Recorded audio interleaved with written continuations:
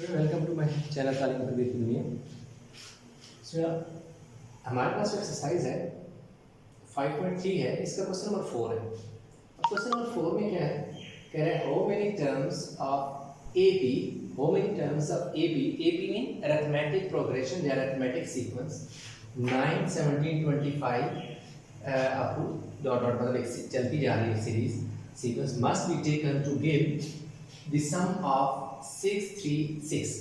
यानी कह रहे हैं कि how many terms, how many terms का मतलब सबसे पहले स्टेटमेंट जैसे आप पढ़ते हैं तो साथ साथ उसका क्या करते जाएं, डेटा लिखते हैं। हाउ मेनी टर्म्स का मतलब है कि नंबर ऑफ जो टर्म्स है that is n is equal to, हमने क्या करना है, फाइंड करना है। एक चीज तो ये, दूसरी चीज ये है कि आपको ये पता होना चाहिए कि अरिथमेटिक प्रोग्रेशन का क्या मतलब है। अब आपकी जो बुक है उसके अकॉर्डिंगली मैं आपको बता देता हूँ कि जी क्या है इसके अरिथमेटिक बिल्कुल जो डेफिनेशन है वो मैं आपको एक्सप्लेन बता देता हूँ अदरवाइज, और आप उसके बाद मैं आपको सारे अल्फाज में इसको एक्सप्लेन भी कर दूँगा। अब वो डेफिनेशन जो है अरिथमेटिक सीक्वेंस की, उसमें क्या है, a sequence in which each term is added to a fixed number either positive or negative or such sequence is said to be arithmetic sequence or arithmetic progression। Definition आपको जो English में book जो होती है वो मैंने पढ़ दी है, रीड कर दिया, सादे अल्फाज में उसको समझा देता हूँ तो क्या कह रहे हैं। अब वो कह रहे हैं कि आपके पास अगर फर्ज करें कोई फिक्स नंबर है, उसमें जो कॉमन डिफरेंस होता है ना वो क्या होता है, ऐड भी हो सकता है, सब्ट्रैक्ट, इधर पॉजिटिव और नेगेटिव, मतलब सब्ट्रैक्शन भी हो, एडिशन। अब मेरे पास एक नंबर है जो फर्स्ट टर्म है इस अरिथमेटिक प्रोग्रेशन यानी इस सीक्वेंस की, पहला नंबर 9 है। अब सेकंड नंबर मेरे पास क्या आ रहा है, अब सेकंड नंबर मेरे पास आ रहा है जी 17 माइनस, अगर कितना हो जाएगा 9 में करो 17 माइनस 9 तो मेरे पास कितना आ जाएगा 8। या दूसरी तरह आप ये समझें कि अगर 9 माइनस 8 में करो 9 प्लस 8 करो तो मेरे पास कितना आ जाएगा 17 आ जाएगा। जो थर्ड है वो 17 प्लस 8 कितना हो जाएगा 25 आ जाएगा। जो फोर्थ का अगर मैं जिक्र करूँ तो 25 प्लस 8 जो है वो कितना आ जाएगा 33 and up to so on. तो इसमें आप देखें कि आपके पास एक नंबर है दैट इज 9, इसमें एक फिक्स जो नंबर है दैट इज, इसको कहते हैं कॉमन डिफरेंस। कॉमन डिफरेंस, जो कॉमन डिफरेंस होगा उसकी बुनियाद पर एक क्या बनेगी, एक सीरीज बनेगी, एक सीक्वेंस नंबर की बनेगी, और वो क्या होगी कि इस पर डिपेंड करेगी। ऐसा नहीं होता कि इधर 9 है इधर 7 में ऐड कर दूं, इधर 5 ऐड कर दूं, इधर 13 ऐड कर दूं, ऐसा नहीं होता। जो कॉमन डिफरेंस होता है या तो उसमें नंबर ऐड हो रहे होते हैं या सब्ट्रैक्ट हो रहे होते हैं, और जो नंबर ऐड हो रहा है वही बिल्कुल सेम ऐड होता जाएगा या सब्ट्रैक्ट होता जाएगा। जैसे एक और एग्जांपल मैं देता हूँ, मेरे पास है 4 है 7 है 10 है 13 है। अब अगर आप इन्हें देखें तो ये मेरे पास क्या है, आर इन अरिथमेटिक प्रोग्रेशन, ये एक अरिथमेटिक सीक्वेंस के नंबर सीक्वेंस में नंबर है। कैसे, इन दोनों के दरमियान कितना डिफरेंस है 3 का, 7 और 10 के दरमियान भी 3 का डिफरेंस है, 10 और 3 के दरमियान भी क्या है 3 का डिफरेंस है। तो इनमें जो कॉमन डिफरेंस है वो सेम है। तो ऐसी सीरीज या ऐसे नंबर जो लिखे होते हैं सीक्वेंस में, अगर उनमें कॉमन डिफरेंस सेम है, जैसा कि इसमें कितना डिफरेंस है 3 3 का, मतलब 4 में 3 ऐड करो 7 में 3 ऐड करो 10 में 3 ऐड करो 13। इसी तरह इनमें कितने इस वाले क्वेश्चन में कितने का डिफरेंस है 8 में। तो इसलिए अरिथमेटिक प्रोग्रेशन में, अरिथमेटिक सीक्वेंस में, ये बस सिर्फ आपको थोड़ा सा इसका कंसेप्ट बताना था, फिर हम चलते हैं क्वेश्चन में। अब उसने हमें क्या कर दिया कि ये जो वैल्यू है कह रहे sum of must be taken to the sum of, यानी सम ऑफ का मतलब है कि जो SN है वो हमारे पास 636 है।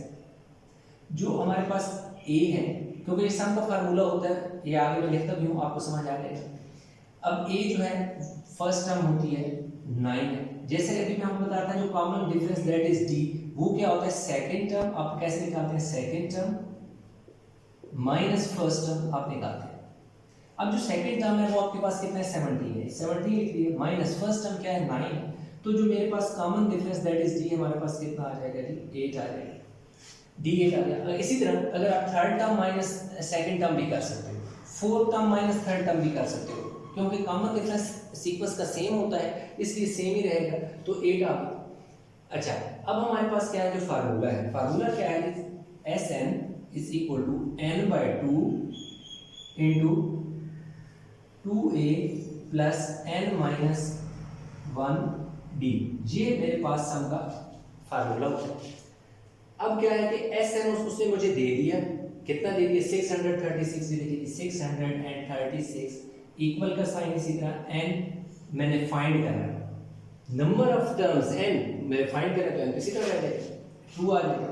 आ गया जी 2a मेरे पास कितना है 9, जो कि मेरे पास फर्स्ट वैल्यू होती है 9 लिख दिया, साथ ब्रैकेट लगाऊंगा, प्लस n मैंने फाइंड करना है n हो तो -1 इसी तरह आ जाएगा। d मेरे पास अभी मैंने निकाला है 8, तो ये देखो मैंने 8 ऐसे लिखा। आई होप यहाँ पर समझ आएगा। अब देखें आप तो ये जो 2 है आपके पास, इधर नीचे इसके क्या हो रहा है डिवाइड हो रहा है, इधर आके मल्टीप्लाई भी हो सकता है, और दूसरा है कि यहाँ से कॉमन भी मैं लेके इसको खत्म कर सकता हूँ। तो ऐसे कि फिलहाल मैं इसको इधर ही ले लेता हूँ। 636 is equal to n/2, 9 2s are 18, 9 2s are 18 plus लिख दिया। ये जो 8 है इस n से मल्टीप्लाई होगा तो क्या हो जाएगा 8n। अब इस 8 ने इस 1 से भी तो मल्टीप्लाई होना है, तो -8 1s are 8, ठीक है। 636 इज इक्वल टू n/2। अब क्या करूंगा मैं, मेरे पास 8n प्लस कितना आ गया जी 10 हो गया। अब कैसे कि 18 में से 8 क्या करूंगा सब्ट्रैक्ट करूंगा तो मेरे पास कितना आ जाएगा 10 आ जाएगा। अब मैंने क्या करना है कि n/2 ऊपर से इन दोनों में से 2 कॉमन लूंगा। जब मैंने 2 कॉमन लिया तो 2 का टेबल 8 पे 4 टाइम जाता है और 2 का टेबल 10 पे 5 टाइम जाता है। जब मैंने 2 कॉमन लिया तो 2 4s are 8 और 2 5s are 10। ये देखो इससे क्या होगा कैंसिल हो गया। 636 is equal n into 4n plus 5 बच गया।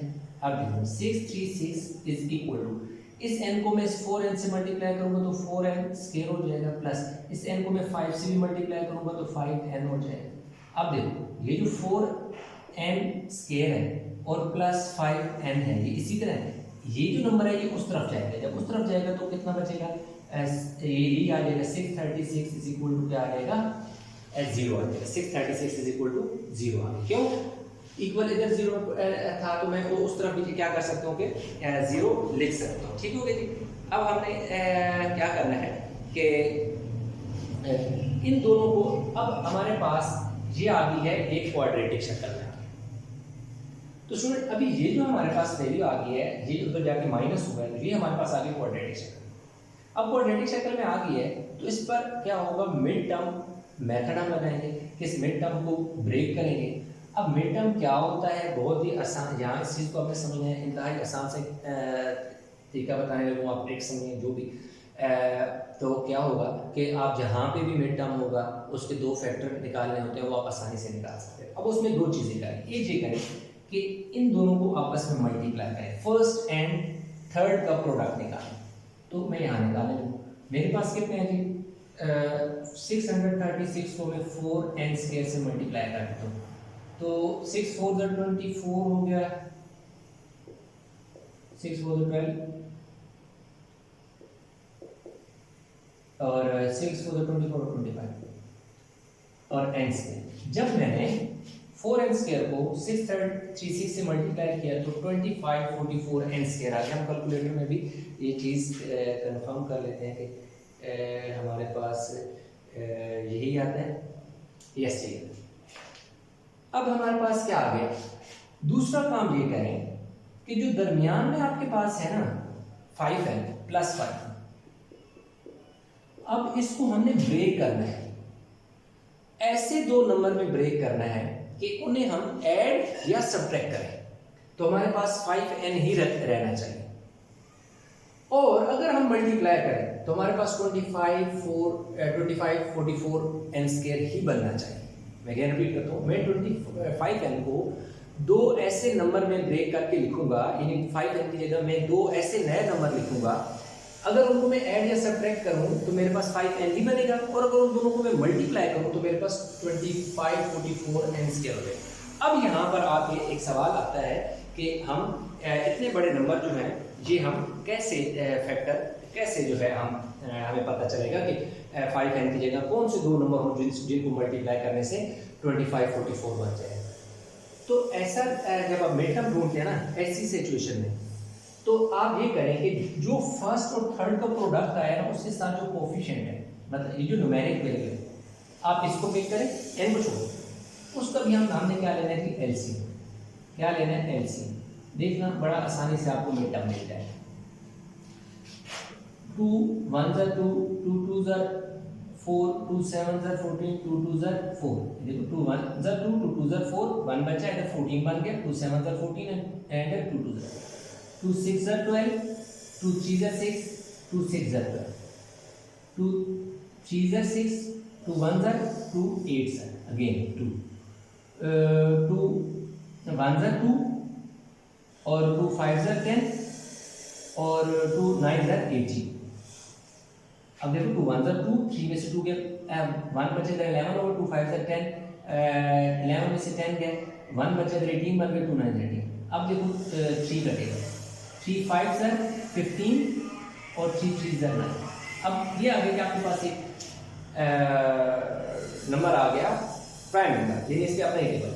अब आप क्या करें, ये जो साइड पे नंबर है ना इनको मल्टीप्लाई करके चेक करें क्या बन रहा है। 2 2 ज़ा 4 4 2 ज़ा 8 8 2 ज़ा 16 16 3 ज़ा 48। ये जो साइड के नंबर है जब इनको हम मल्टीप्लाई करते हैं तो हमारे पास क्या बनता है 48।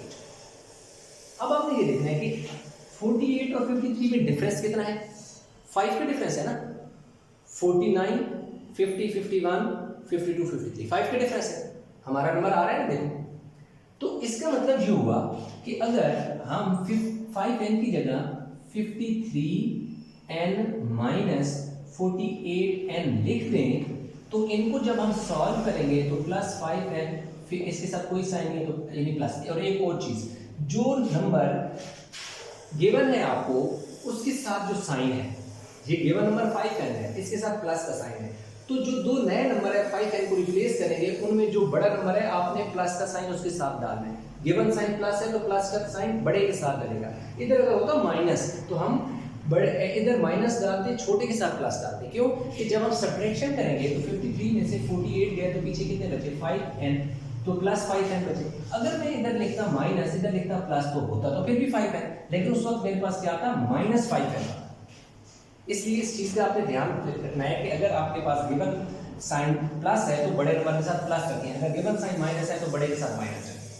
एक तो कंडीशन मेरी ये सेटिस्फाई हो गई कि मैं 5n को ब्रेक करके यानी 5n की जगह दो नए नंबर लिख सकता हूँ 53n प्लस माइनस 48n, क्योंकि उनको मैं सॉल्व करूंगा तो मेरा 5n बचेगा। ये तो कंडीशन होगी सेटिस्फाई। दूसरी कंडीशन ये है कि इन दोनों नंबर को क्या करो मल्टीप्लाई करो।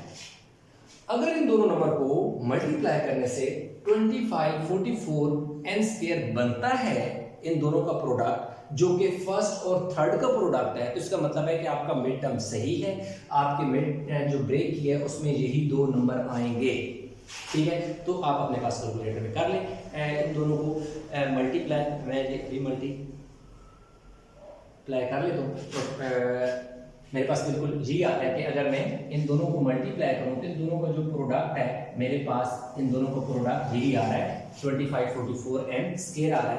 तो मिड टर्म में अगेन जो शॉर्ट टर्म लास्ट में एक्सप्लेन कर दूं कि जो मिड टर्म है ना उसका ये मतलब होता है कि जो दरमियान वाला नंबर है उसको ऐसे आपने ब्रेक करना है कि दो ऐसे नए नंबर में लिखना है कि उन्हें ऐड या सब्ट्रैक्ट करें तो वही नंबर बने। जैसा कि यहाँ पर 53 और 48 5 है, बिल्कुल वही बनता है। दूसरी कंडीशन ये है कि जो मिड टर्म को जिन दो नए नंबर से रिप्लेस कर रहे हो उनको मल्टीप्लाई करो तो वही आंसर आना चाहिए जो पहले और थर्ड का आंसर है, यानी पहले और थर्ड का प्रोडक्ट भी वही होना चाहिए। जो दो नंबर आप इंट्रोड्यूस करा रहे हैं उनका भी प्रोडक्ट वही होना चाहिए, दोनों का प्रोडक्ट सेम होना चाहिए। यहाँ तक आई होप समझ आ गया होगा।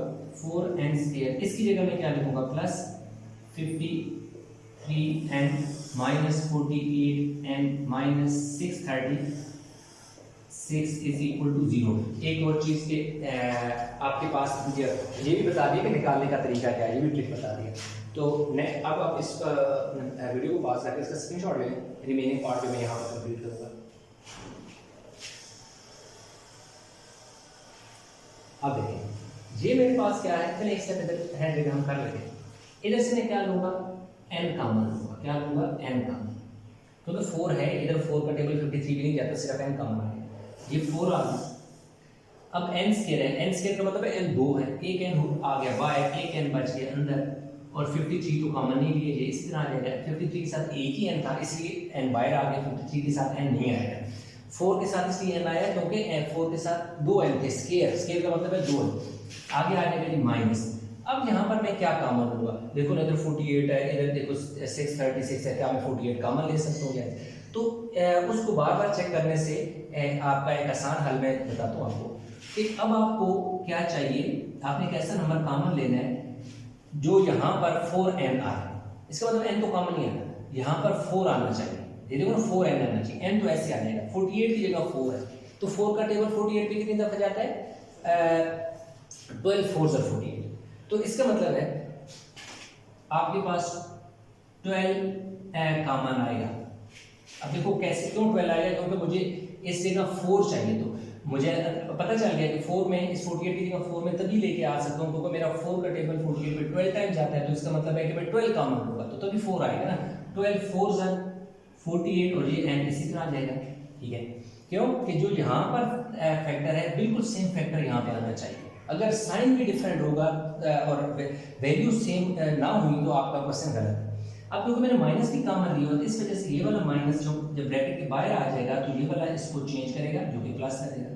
दूसरी बात ये है कि 12 का टेबल 336 पे 53 टाइम ही जाएगा, ये कंफर्म है, आप आंखें बंद करके लिख दो। क्यों कि जब आप पहला फैक्टर के अंदर पहली एंट्री बना लेते हो दैट इज 4n, तो अगला जो है ऑटोमेटिक ये बनेगा, 100% श्योर है। इसलिए 12 4 ज़ा 48 n आ गया, तो अगले ने तो 53 ही आना है। आप कैलकुलेटर पे भी बेशक कर लो।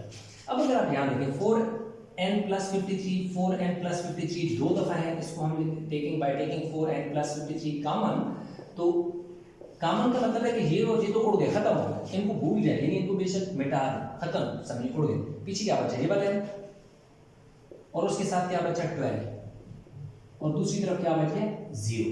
अब देखिए हमारे पास 4n प्लस 53 को भी 0 के इक्वल पुट कर दें और n माइनस 12 को भी 0 के इक्वल पुट कर दें। अब इसको पहले सॉल्व करते हैं। 4n is equal to minus 53 और n is equal to minus 53 over 4 multiply और उधर जाके डिवाइड कर देंगे इस तरह से n इज इक्वल टू 12। अब मसला ये है कि हमारे पास दो वैल्यू आ गई हैं n की, एक आ गई है माइनस 53 अवर 4 और दूसरी जो वैल्यू हमारे पास आ गई है 12 आ गई है। एक माइनस 53 अवर 4 आ गई है, दूसरी क्या आ गई है 12 आ गई है। तो हमारे पास क्या है, जो टर्म है वो हमारे पास ये तो पॉसिबल नहीं हो सकती, the term neither be negative nor be fractional, कि नेगेटिव और फ्रैक्शनल नहीं हो सकता n जो है, इसलिए n is equal to minus 53 over 4 not possible नहीं है। So n is equal to 12। तो number of terms, how many terms of mathematic progression, तो नंबर ऑफ टर्म्स कितनी आ जाएगी 12। तो n की वैल्यू हमारे पास 12 है। तो इस तरह हमने जो है नंबर ऑफ टर्म्स निकाली थी। तो क्या हुआ जी, हमने से बता दिया कि हमारे पास टोटल जो है 12 टर्म्स होंगी। इस वाले क्वेश्चन मैंने जिसने हमसे पूछा था हाउ मेनी टर्म्स, तो आई होप कि क्वेश्चन आपको समझ आ गया होगा। इस क्वेश्चन में कहीं भी कोई कन्फ्यूजन है नीचे कमेंट में ज़रूर बताइएगा। वीडियो कैसी लगी है कमेंट में आपने ज़रूर फीडबैक देना है। वीडियो को लाइक करें, शेयर करें, चैनल को सब्सक्राइब नहीं किया तो चैनल को ज़रूर सब्सक्राइब कर लें। तो इंशाल्लाह मिलते हैं नए लेक्चर के साथ, तब तक अपना बहुत सारा ख्याल रखिएगा। अल्लाह हाफ़िज़।